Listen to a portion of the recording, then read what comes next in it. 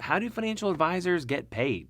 How do financial advisors make money? Name of the game, move the money from your client's pocket into your pocket. Like, ride with me if you ride with me, you can slide with me if you feel like 550. What's up, guys? I'm K. Scholl. Welcome to another financial awareness video. Okay, so how do financial advisors make money off of you? Well, they get paid in multiple different ways, and we're going to break down some of the most common ones so that you can be just a little bit more financially aware. And then at the end of the video, I'll share my thoughts. Another way your financial advisor gets paid and makes money off of you is by selling you an insurance policy. This could be life insurance, long-term disability insurance, long-term care insurance, and then your financial advisor potentially might have some relationships with CEOs of small to medium-sized businesses where they might also be the financial advisor that offers group medical coverage, group health insurance, group life insurance, group disability insurance. So those group insurance policies that are purchased by the company, they pay a monthly commission to the financial advisor. And the life, disability, and long-term care insurance that you yourself would purchase from your financial advisor, they're going to make money that way too. And the way they make money on insurance policies is through commissions. So this is not an investment. This is not a percentage of assets under management. This is much different. This is a commission. And this commission is first year commission, which is typically just in the first 12 months. And then there's renewals. Some insurance carriers, depending on where you give your business to, will pay your financial advisor only for a 12-month period, and that's it. No renewals. In that situation, they're probably making a little bit more money because it's all compacted into one 12-month period. Conversely, you've got other insurance carriers, not many, but some, that offer a first-year commission up front, but then a slightly higher renewal period. This also depends on the type of insurance product you purchase. Some insurance products don't have any renewals, and some have very handsome renewals.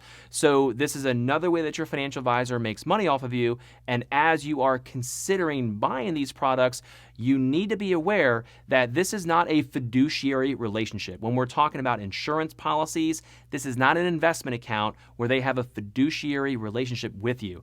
They have what's called a in your best interest, a suitability relationship with this type of a recommendation. They have to make sure that this insurance recommendation that they are recommending to you and advising to you is suitable at that time in your life that they are engaging with you. Might mean that it might not be in your best interest 3, 4, 5 years down the road, but it might be suitable for you at the time they give you that recommendation.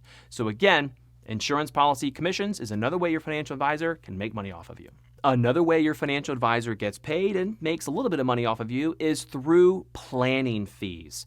Creating a financial plan either one time at the beginning of the relationship or potentially creating the same financial plan every year. I would say that probably doesn't need to happen every year, maybe every 3 to 5 years, or whenever you have a very significant life change, like you sold your business or you had your 3rd or 4th child and your income changes or your expenses change or your outlook on retirement changes and you want to completely redo your financial plan. Some advisors charge a fee for that. Could be $2,000 or $3,000 if you're just a normal retail investor, an individual or family. And maybe if you're a business owner doing a financial plan for not only your business, but your business and your personal assets, I've heard those fees could be upwards of $10,000 or more. So it kind of just depends on what type of an investor you are. Are you the CEO, business owner doing more sophisticated financial planning, or are you like me, just an average, dad, average husband, and you're just looking to create a financial plan with a financial advisor?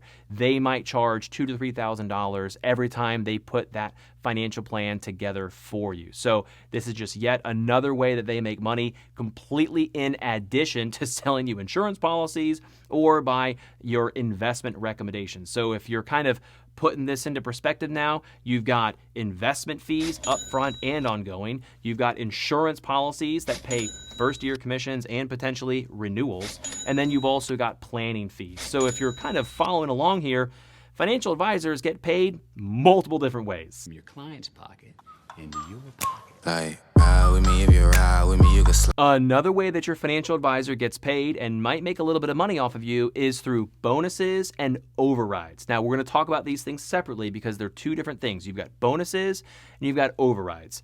A bonus would be paid out to the financial advisor as an incentive for how much insurance premiums they sold. They could be a bonus paid out for maybe how many new clients that they sold policies to, or how many total policies they've sold. This bonus structure payout typically is probably, because I think the Certified Financial Planning Board, the CFP board, I think in the recent few years that might have changed, and the FINRA and the industry, I think they might be changing this around a little bit, because I don't think you could pay bonuses on investments and AUM. I think you used to be able to get paid like that, but I could be wrong. Fact check me on that. But most of these bonuses are paid out for insurance policies, insurance premiums, or insurance new clients that they're bringing onto their book, bringing into their financial planning practice. And then overrides. This one is maybe a little bit more unique because not every advisor gets overrides. But if you, the client, have ever been called by a buddy you went to high school with or a girl that you went to college with, and you got invited to go to a financial planning meeting with them, and you were expecting it to be just you and your buddy or you and your girlfriend, but they bring somebody else to the meeting. That other person that they bring to the meeting is probably their team leader or probably someone who's a little bit more senior, maybe a little bit more sophisticated in their sales language, maybe a little more sophisticated in their knowledge about investments, and they're going to earn an override on whatever business your buddy or your girlfriend sells you or recommends to you for you to do. So, overrides, bonuses, these are just yet another revenue stream that some financial advisors make money off of. To go a little bit deeper into the woods here, hold on, follow me on this. That financial advisor that is the team leader, they're spending their time, instead of working on their own practice, they're being invited to go to a meeting with one of their junior team representatives, if you will. So, and they probably have to coach and educate and train that junior financial advisor. And that takes time. And that takes time away from them developing and building their own practice. So another way that financial advisor, the senior team leader, so to speak, they probably get some sort of a monthly stipend for a year or two while they are growing their team. And then eventually they might transition from their flat fee that they're getting to a slightly higher override. So it completely just depends, but that's yet another way that some financial advisors make money. Another way your financial advisor makes money is through referrals. I know it sounds a little bit crazy, but just follow me on this. If you've had a great experience with your financial advisor and they've educated you, trained you, maybe your account has grown very, very handsomely, and you're really happy with your experience, and as a result of that pleasant experience, what do? Well, when that financial advisor asks you if you've had a good experience, with which if they're asking you that question, they probably already know the answer, and you're probably going to say yes, and then they're probably going to ask you to be introduced to more people that you know. The act of you giving the financial advisor a name, a phone number, an email address, whatever, but if you refer them to more people that you know that you want to have a good experience and work with this financial advisor, that's another at-bat. That's another opportunity. That's another family, another small business owner, another individual, another person that they can meet with and maybe grow their AUM or sell an insurance policy or some combination of both. So the act of you giving your financial advisor a referral, another personal introduction to somebody else that might need a little more financial help or want some guidance, that act, in my opinion, is a form of compensation and payment. Okay, so what are my thoughts? Well, I'll tell you, some advisors are worth their fees. They're great. They've made a career out of being a financial advisor. Maybe they've got multiple designations behind their name, and they've got clients that you respect, that value what the financial advisor says. Maybe that's the case.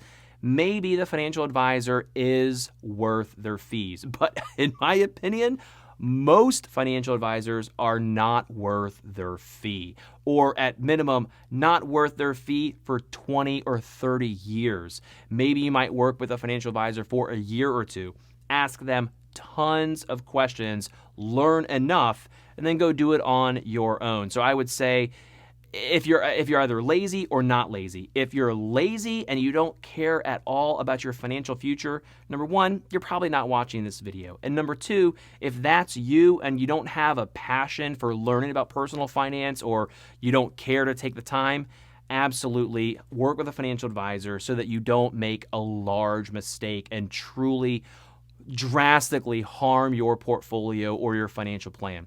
However, alternatively, if you're not lazy, which is probably you who's watching and seeking out this video on searching it on YouTube, if you're not lazy and you've got the time, energy, and the will to learn about personal finance and you're developing a passion for wanting to figure out how to take $5,000 and turn it into $6,000, or how to take $10,000 and turn it into $20,000. If you're really interested in figuring this out for yourself and you've got a passion for it, no, I don't think you need a financial advisor. And this whole video talking about fees shouldn't matter as much to you because you're going to figure out how to navigate this yourself and how to create a financial plan on your own. But do you know what I do think you should do?